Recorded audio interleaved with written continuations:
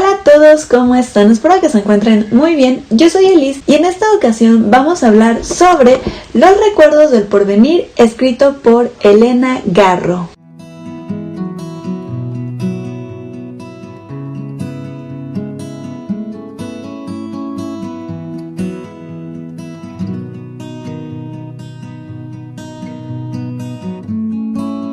Esta es una novela de la que tenía ganas de hablar desde hace mucho tiempo. Fue de esas primeras novelas que me topé casi al inicio de mi carrera, que me marcaron muchísimo, y siempre tuve como esa espinita de poder hablar de este libro, pero desafortunadamente no lo encontraba en físico. Únicamente tenía una edición digital y la verdad es que no me permitía el poder anotar, el poder subrayar, el poder plasmar todas mis ideas en un libro que de verdad me ha marcado muchísimo. Así que para no hacer este video más largo, vamos a comenzar con el video. Debemos hablar de la importancia que tiene esta novela dentro de la literatura mexicana, y es que se publicó en el año de 1963 y fue galardonada con el premio Javier Villaurrutia, y muchos críticos a la fecha la consideran como la obra maestra de Elena Garro. Esta novela y gran parte de su obra literaria se ha considerado que está muy ligada con lo que es el realismo mágico, pero Elena Garro no aceptó también como que su obra fuera encasillada en esta categoría, porque para ella el realismo mágico era más como una etiqueta mercantil que pues se le dio a muchas obras de esa época para que pudieran ser más leídas. Y aun con el rechazo que la autora tuvo para encasillar a sus obras en el realismo mágico, no podemos negar algo muy importante, y es que Garro junto con Juan Rulfo iniciaron este bellísimo movimiento literario que es el realismo mágico. Ahora, antes de adentrarnos un poco más en la obra de Garro, vamos a hablar un poquito más sobre ella y su biografía. Elena Garro nació en la ciudad de Puebla, pero se crió en Iguala Guerrero hasta los 13 años. Fue entonces cuando se trasladó a la Ciudad de México para continuar sus estudios de secundaria, de preparatoria y posteriormente entrar a la universidad. Ingresó a la UNAM a la carrera de Letras Españolas, misma que quedó inconclusa porque contrajo matrimonio. Aún con esto, ella siguió haciendo varios cursos, diplomados, incluso incursionó en el teatro y hasta actuó en varias obras dirigidas por Rodolfo Usigli. Escribió un volumen de obras de un solo acto, que me parece que entre ellos se encuentra una que a mí me gusta mucho, que se llama La Mudanza. Por si lo quieren leer, de verdad se lo recomiendo mucho. Después de estas obras vino lo que es Los recuerdos del porvenir, que es esta novela. Luego vino una antología de cuentos que se llama La Semana de los Colores, y estos dos últimos libros le valen el título como una de las precursoras del realismo mágico. Pero como les dije en un inicio, ella rechazaba que se le diera esta etiqueta porque decía que el realismo mágico no era más que la esencia de la cosmovisión de los indígenas. Entonces pues no se trataba de algo que ella hubiese inventado, sino de algo que ya existía. Y es que me atrevo a decir que Garro hizo un excelente trabajo con el realismo mágico, tanto que incluso si no fuera por ella, tal vez no tendríamos lo que es 100 años de soledad de García Márquez, que es considerada como la cúspide del realismo mágico.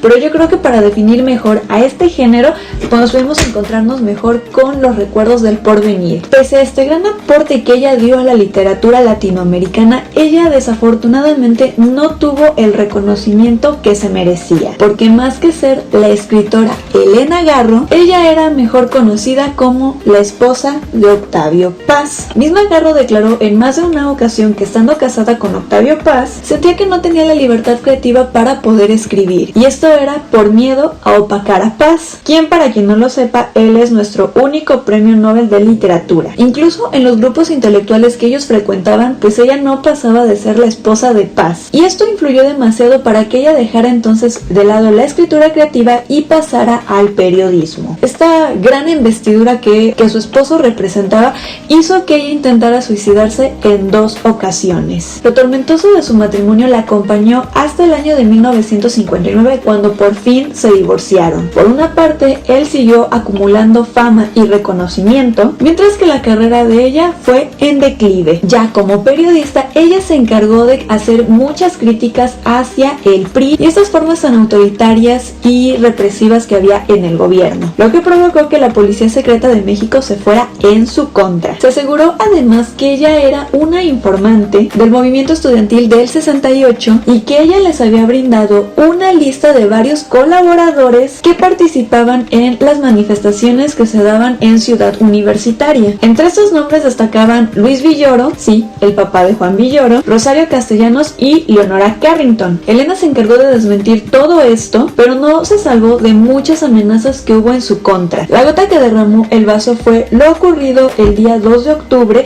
lo que la llevó al exilio. Regresó a México prácticamente para morir, porque ya fue para los últimos quizás meses de su vida, y estuvo en una casa de Cuernavaca junto con su hija y sus gatos. Murió el 22 de agosto de 1998. Se fue incluso sin saber que por muchos sería considerada como la segunda mejor escritora en México, tan solo después de Sor Juana Inés de la Cruz. Ahora vamos a hablar un poco acerca del realismo mágico, porque es lo que más vamos a encontrar en su novela, que es Los Recuerdos de Porvenir.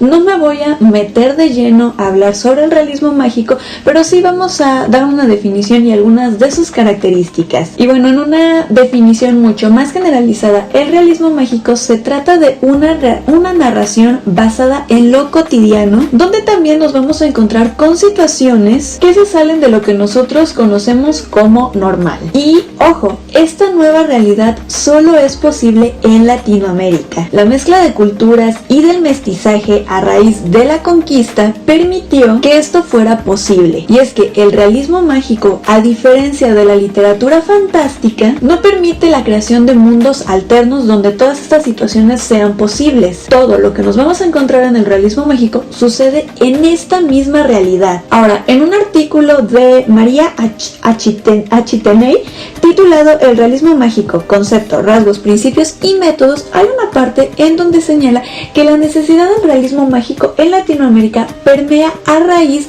de el distanciamiento que existió con la religión católica. Este vacío de fe que empezó a existir en muchísimas personas hizo que hubiera un acercamiento mucho más profundo con nuestra cultura ancestral. Aunado a esto, durante la primera parte del siglo XX se hicieron muchas novelas que exploraban más a fondo los pensamientos humanos, la mente, nuestra psicología, que ya tengo un video hablando sobre eso por si lo quieren checar. Pero el lector latinoamericano, a diferencia del lector norteamericano o del lector europeo, buscaba historias épicas, historias que narraran eventos milagrosos que nadie se pudiera explicar. Querían leer sobre personajes ordinarios a los que les sucedieran eventos fuera de lo común, ya que de alguna manera todos siempre estamos buscando algún milagro. Ahora, algunas de las características del realismo mágico son las siguientes. Va a partir de la observación de la realidad. No hay por qué dar explicación a todos estos eventos insólitos. Suceden y ya. Los personajes tampoco parecen extrañarse de todos estos eventos. Como les digo, pues es algo habituado a nuestra realidad y a nadie parece sorprenderle. Los paisajes y los climas se refuerzan mucho con las emociones de los personajes,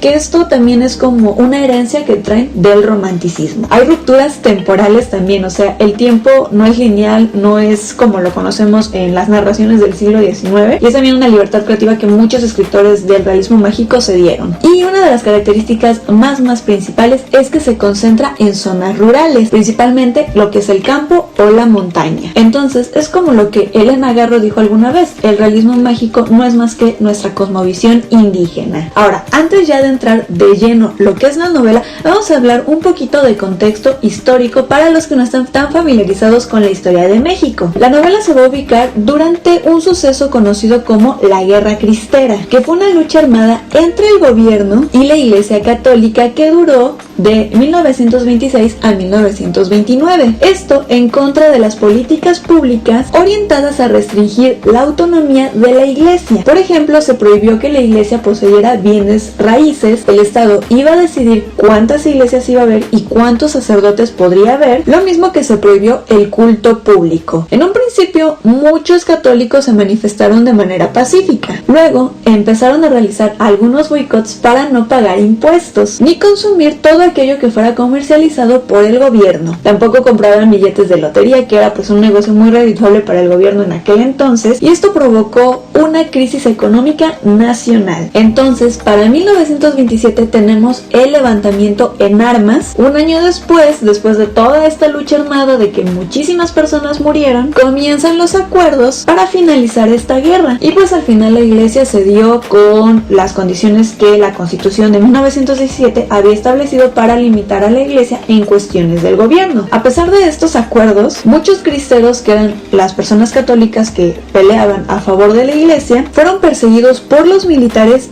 torturados e incluso asesinados. Desconozco si en otras ciudades eso existe, pero aquí en Jalapa hay muchos túneles creados, bueno, que a la fecha ya están cerrados, pero que conectaban con muchas de las iglesias para que estos cristeros pudieran ocultarse. Si en sus ciudades también existe eso, pues déjenmelo aquí abajito en los comentarios. Ahora sí, vamos a hablar sobre los recuerdos del porvenir. Ya desde el inicio del título de la novela nos vamos a encontrar con la magia, con este realismo mágico, porque los recuerdos del porvenir se trata de un oxímoron que nos hace pensar ¿cómo es posible recordar lo que no ha sucedido o lo que va a ocurrir en un futuro? Y es que eso queda perfectamente definido en el primer párrafo, que es con el que dará comienzo a la novela. Aquí estoy, sentado sobre esta piedra, aparente.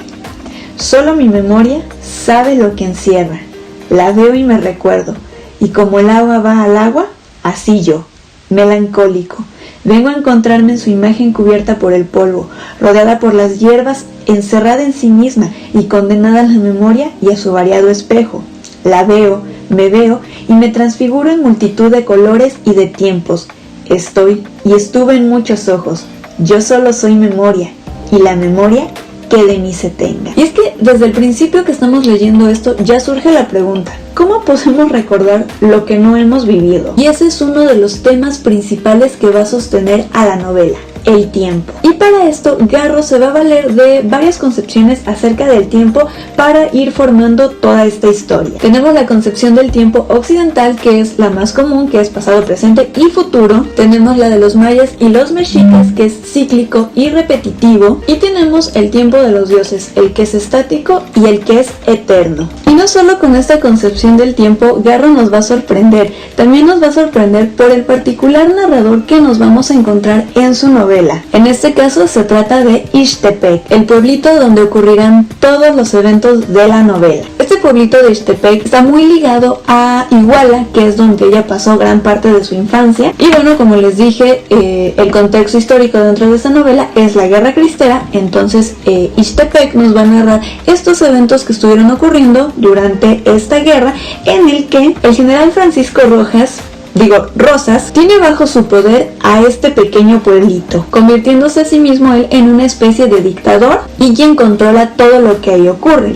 Él se va a enamorar de una hermosa y misteriosa mujer llamada Julia. Al mismo tiempo vamos a poder conocer otra historia paralela, que es la de la familia Moncada, que vienen a ser toda esta representación de la familia tradicional, la familia de los buenos valores y costumbres. También vamos a tener la llegada de Felipe Hurtado, un extranjero que de verdad va a cambiar todas las cosas en Ixtepec. Él va a regalar un poco de entretenimiento en este pueblo sumido por este dictador, porque él les va a llevar el teatro, que esto es una gran referencia al amor tan grande que Elena Garro le tenía al teatro, porque esto va a ser el único escape a la violencia que están viviendo gracias al general Rosas. Y esto es parte de lo que vamos a encontrar en la novela, la cual se divide en dos partes. En la primera de ellas se va a relatar el terror en el que Rosas tiene secuestrado al pueblo y cómo la inestabilidad de su relación con Julia va a marcar cómo es que él va a tratar al pueblo. Como él tiene muchos conflictos con ella, pues obviamente él se va a desquitar con ellos por esta mala relación que tiene con ella. Y la segunda parte se va a centrar en uno de los personajes que a mí más me gusta, que es Isabel Moncada, que pertenece a esta familia que yo ya les había dicho. En la novela nos vamos a encontrar temas como la violencia, los celos, las injusticias y la política. en este caso la guerra cristera, porque vamos a ver todo este conflicto entre los cristeros y los militares. Ahora, pasando a algo mucho más importante, vamos a tener a dos mujeres como eje central en esta novela. En la primera parte está Julia y en la segunda Isabel Moncada. Y es que Garro se va a centrar mucho en los tipos de violencia que viven las mujeres. Vamos a encontrar desigualdad de género, violencia doméstica y feminicidios. También vamos a ver la violación como forma de represión y de humillación. En el caso de Isabel Moncada, vamos a tener un personaje que está inconforme con la vida que le tocó vivir por el simple hecho de ser mujer. Incluso en más de una ocasión dice que le hubiese gustado mejor nacer hombre para tener las mismas libertades que tienen sus hermanos e incluso el decidir poder estudiar y el poder no casarse. Con la llegada de Felipe Hurtado, ella se ve interesada por el teatro, incluso por la política y las luchas sociales. Desafortunadamente no puede hacer mucho por la limitación que existe, ya que su familia, pues les digo, es una familia muy conservadora. Y algo que quiero rescatar sobre esta novela, y por lo que creo que es importante que la sigamos leyendo a la fecha, es porque Garro en 1963 logra hacer una historia que hasta el día de hoy se mantiene vigente. Los militares de Rosas en aquel entonces hoy se podría considerar incluso como el crimen organizado. Estos grupos que llegan a algunas zonas, a algunos pueblos, se adueñan de ellos, se adueñan de su gente y toman a las mujeres de ahí, abusan de ellas sexualmente y pasan a ser parte de su propiedad. Lo que estos grupos han hecho es mantener secuestrado a todo México, infundiendo violencia, asesinatos, desapariciones y feminicidios. Y es algo que, como les dije, Garro ya hablaba de eso en su novela. Y es que hay magia en todo el tiempo que ella maneja, como lo dice el título de la novela, como los recuerdos del porvenir, como esos recuerdos de lo que apenas va a ocurrir, y es como si ella de alguna manera hubiera sabido todo lo que le deparaba a México actualmente. Es como si Elena Garro hubiera predecido el México de hoy al decir: el porvenir era la repetición del pasado.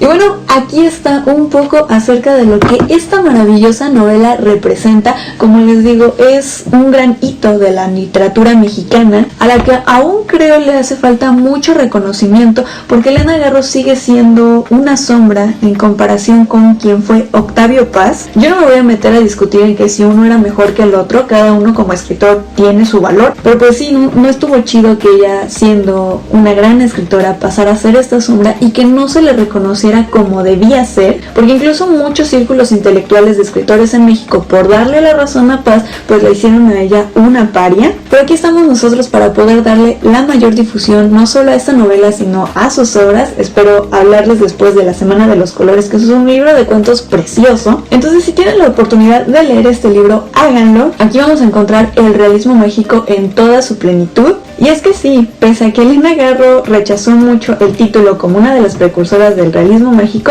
sí, aquí lo podemos encontrar incluso antes de que el realismo mágico se estableciera ya como tal. No podemos negar lo gran escritora que es, y sí, lo digo, esta es una obra maestra dentro de la literatura mexicana, que solo hasta que lo lean me van a entender el por qué lo estoy diciendo. Así que se los digo de nuevo, por favor, denle una oportunidad a esta novela. Y les juro que no se van a arrepentir de leerlo. Así que, en serio, vayan y léanlo, por favor. Creo que no tengo nada más que decir en esta ocasión. Déjenme aquí abajo en los comentarios si ustedes ya han leído esta obra o han leído algunos de los cuentos o las obras de teatro de Elena Garro, o díganme también qué otras obras del realismo mágico ustedes han leído. Ya saben también que pueden encontrarme en todas mis redes sociales, como son Goodreads, Instagram y Twitter, que son las que yo más utilizo.